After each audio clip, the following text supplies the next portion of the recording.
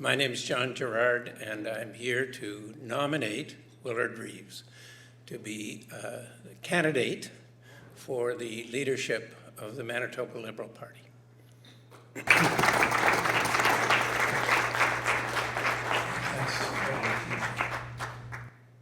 I want to begin by just thanking Rhonda and Stephen for doing such a good job of chairing this, and Sam Dixon and others who've been involved in getting all the preparations, and Cindy for all she's doing in the legislature.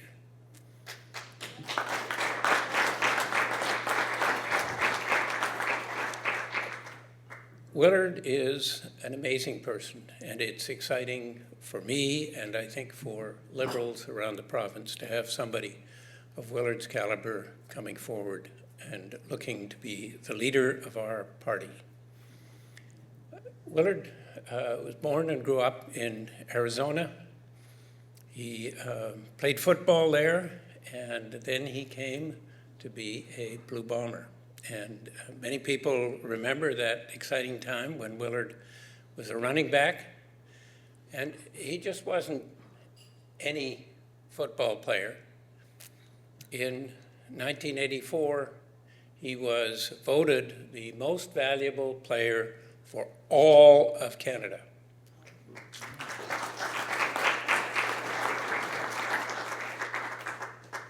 And that's quite an achievement. And of course, that year, Willard and the Blue Bombers won the Grey Cup.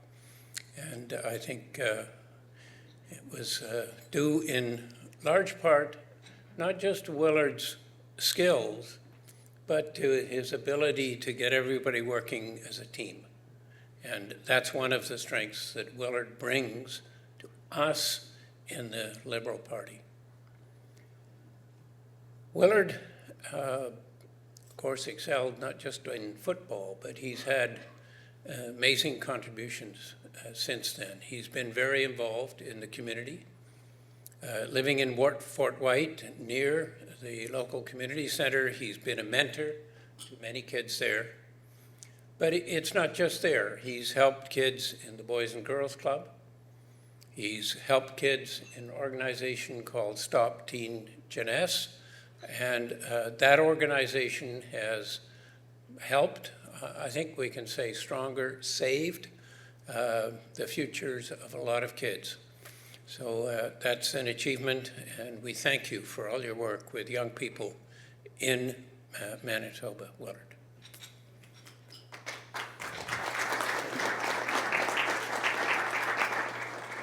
And of course, he has spent time in the Sheriff's Office in Manitoba Justice, and so he brings a really important perspective and ready to work with others in the Liberal Party to address the fact that we have a violent crime index which is twice as high as the rest of Canada.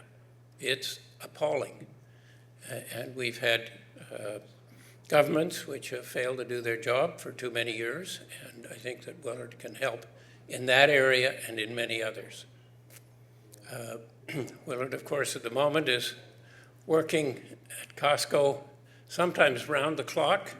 If you're there in the midnight shift, you will find Willard making sure that things go well. So he's got experience in business as well as in volunteer, and of course in the political scene. He has run for us in a by-election in Fort White. He has run for us in the provincial election, the last provincial election, and he's been deputy leader working very closely with Cindy. And all of those have been learning opportunities, right? And so Willard is now ready to take on the leadership, having learned from mentor Cindy and from many others in the Liberal Party who've contributed. So over to you, Willard. Take it away.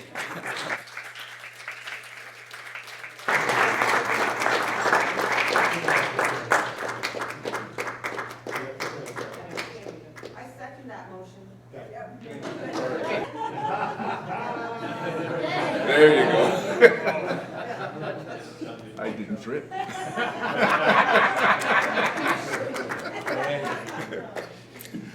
Thank you very much. I need this man to stand here for a reason, okay? The reason I'm having him stand here right now because at the end of my speech, you'll understand why. So, you can go sit down now. Thank you very much. I'm very astonished and very proud to be standing here amongst our liberals, amongst the people.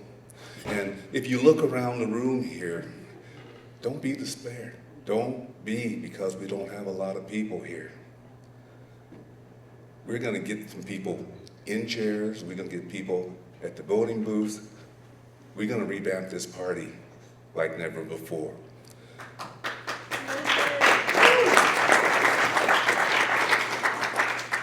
I mentioned about certain things in my life as to why I'm standing here to become the leader of a major party here in the province of Manitoba. I must summarize the fact is that growing up in Flagstaff, Arizona,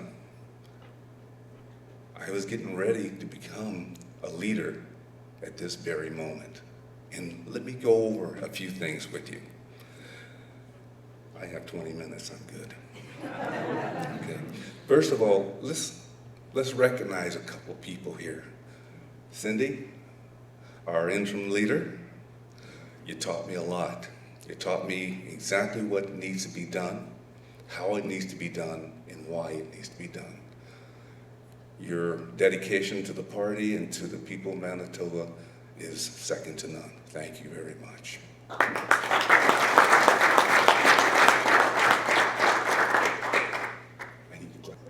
Our co-chairs, Stephen Reed, Spruce Wood, candidate in Brandon, did well, but not to despair. We're gonna get some things done, okay? We're gonna get people in the voting booth to see that the Liberal Party is a party to be reckoned with. And I think the NDP, and now I know the PCs really know what's going on. Rhonda Nichols, I love your attitude, your tenacity, and getting the things done, helping Cindy, helping the party stay above what they need to do. The information in healthcare is tremendous. Actually, my wife said hello to you because she admires your work very much, so thank you. To our president, Terry Haywood. Where are you, Terry? Sitting in the back. Yeah, there you go. In 2022, this man was knocking on doors with me, left, right, and center. And I didn't know him that well at the time, but I got to know him over the years, and I can tell you right now, we have a great president in Terry. Okay. Thank you very much, sir. And last but not least, this man has done some extraordinary jobs for the Manitoba Liberal Party. I met him when I was a sheriff's officer back in the 90s. He's coming in to file papers and do all kinds of stuff. Little did I know that I would see him again in 2022 when he came to me and asked me if I would run again. This man is extraordinary. He works hard, and to be honest with you, I think we need to do more for him. Sam Dixon, where are you? Thank you, sir. Thank you very much. So, and if there's anybody else here I have not mentioned, I apologize.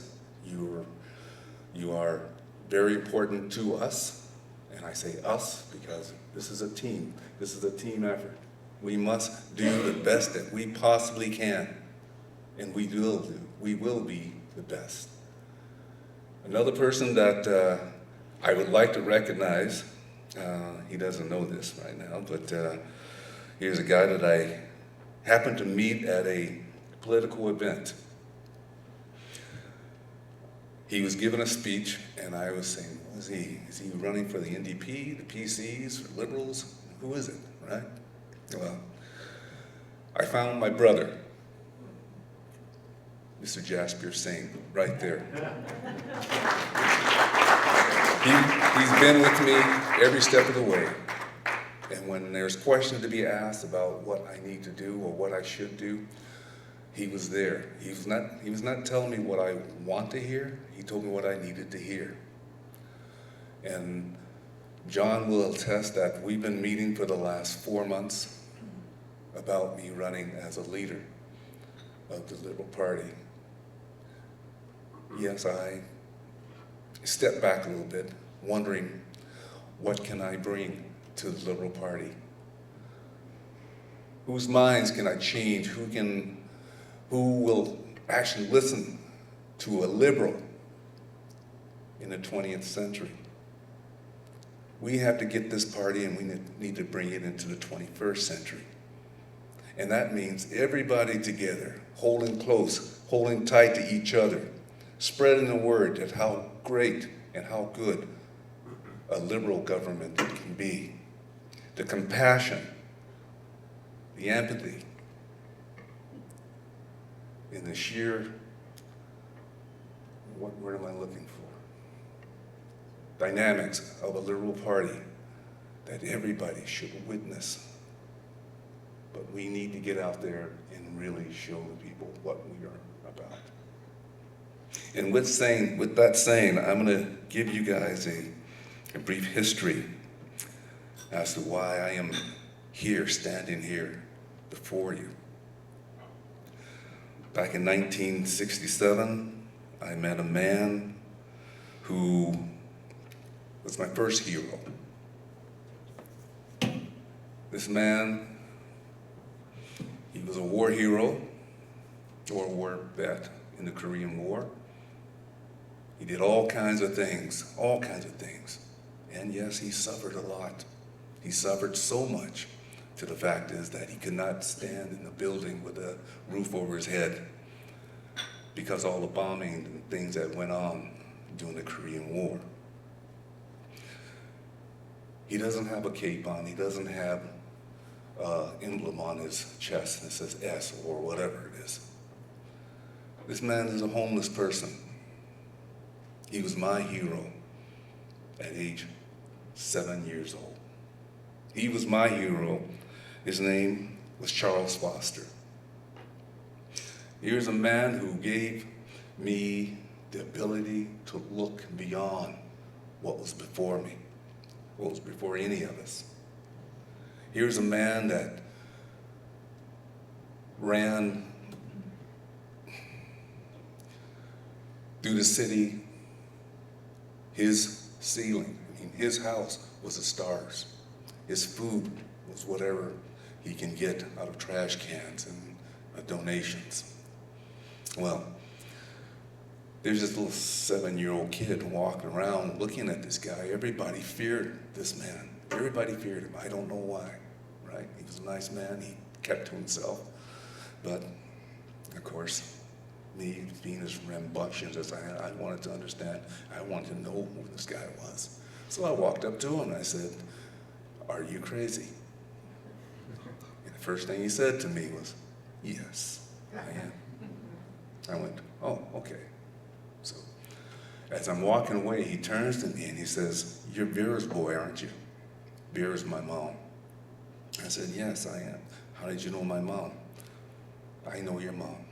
Okay, so went home, I'm thinking about it, and all of a sudden the next day I see Charles in a garbage can digging for food. People asking him, "Why are you digging in there?" And he said, "I got to eat." Right? So, okay. Well, this little rambunctious little kid, seeing this, he went home with his lunch. When he got his lunch, he went to school. And at lunchtime, he left school for maybe 10 or 15 minutes to find Mr. Foster. I gave him my sandwich, my apple, and a carton of milk. I kept doing that. I kept doing it for the whole summer, the whole winter. And I'll tell you why I say the summer in there, because I had to go to summer school. But I sought him out every single time to give him my lunch.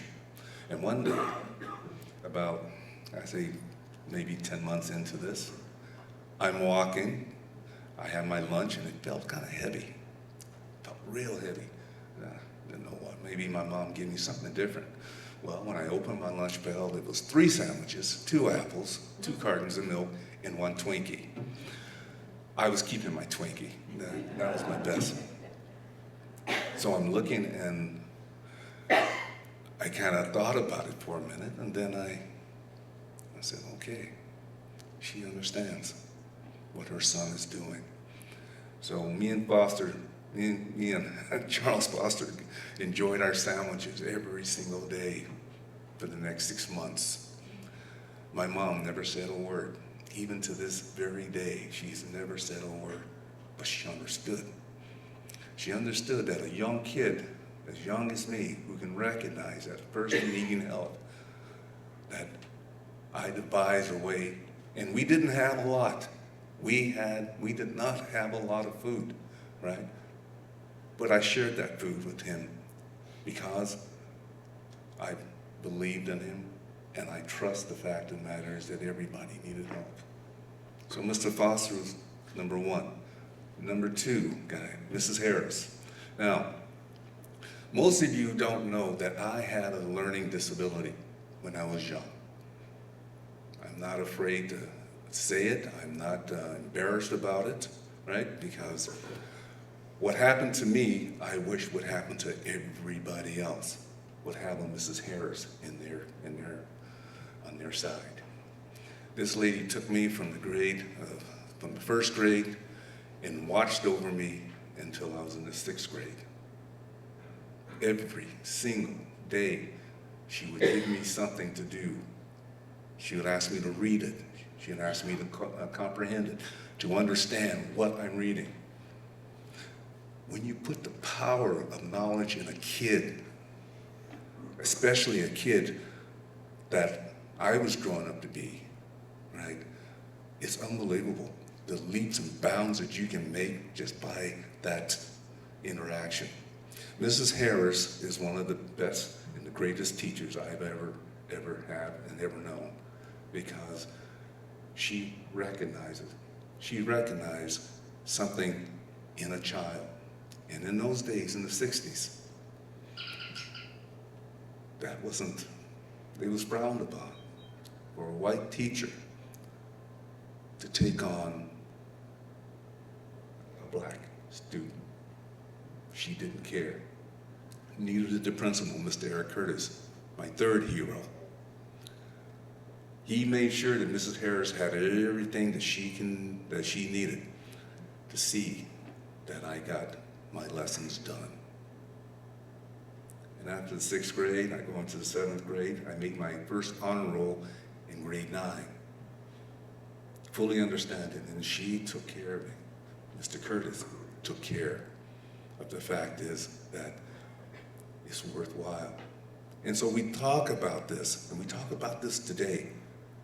Why are we having so many problems not getting these kids and teaching them? I'm going to be a strong advocate of making sure that students, young kids, gets the chance that I got. If I had to call it my secret thing, this is the Mrs. Harris organization. I'll call it that. Because if it wasn't for her, I don't think I would be standing here. That's 3rd. 4th. When I was talking about Mr. Foster, he did tell me that this is what you need to do. In 1968, Martin Luther King was assassinated. Mr. Foster sought me out. I'm thinking he wants a sandwich or anything like this, so I gave him a sandwich, but he pulled me aside. And first thing he said was, do not allow this. Do not allow this to define you. You get out there, you seek all the information that you possibly can. You learn from it. Don't act. Don't act in a way that's going on in the United States, because everything was burning and everybody was rioting. He said, don't do that. That's not you. Here's a man who sought me out after all of this and told me what it is I need to do. Now, the fourth guy, Mr. Brown, University. He talked about what the problems was in the United States and why the U.S. is having so many riots. It was because of the black people. I'm sorry. This is what he said. So, there's only 7 people in his class because everybody's been warned that you do not take his course because he's going to fail you. Well, I took his course. And when he said it, I challenged him. I challenged him because of the fact is that I didn't believe it.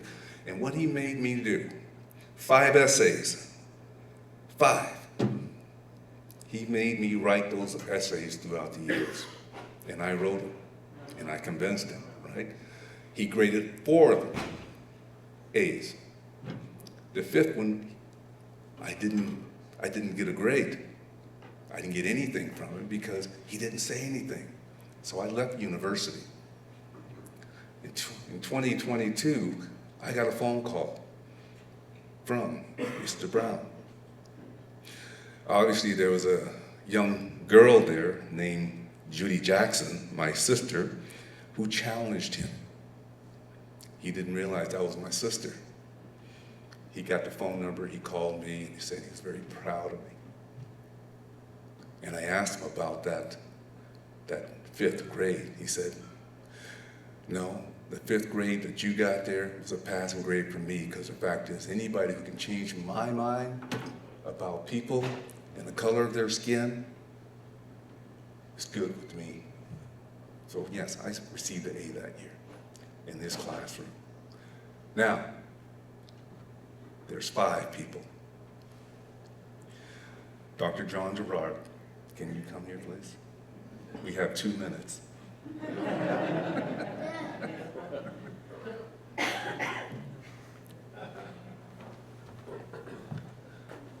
I'm always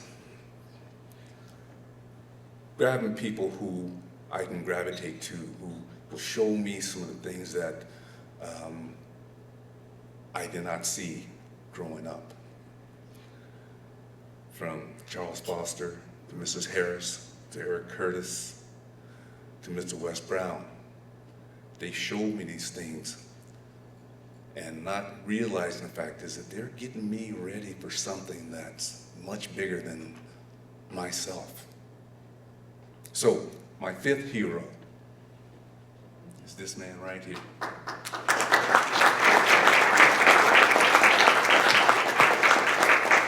He took me under his wings in 2022, showed me everything that I needed to do. He didn't push me, he didn't force me, he didn't tell me this is what you need to do. He simply showed me.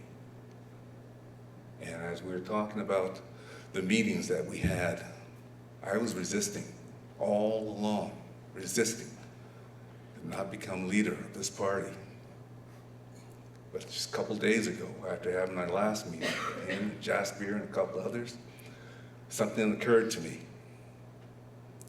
I've been set to do this for over 60 years. From Mrs. Harris, from Charles Foster, from Eric Curtis, from Mr. Brown, and now Mr. John Gerard. This is the beginning of a new era for the Liberal Party, and I plan to take it to the highest mark that it can possibly be, and I need your support. Thank you very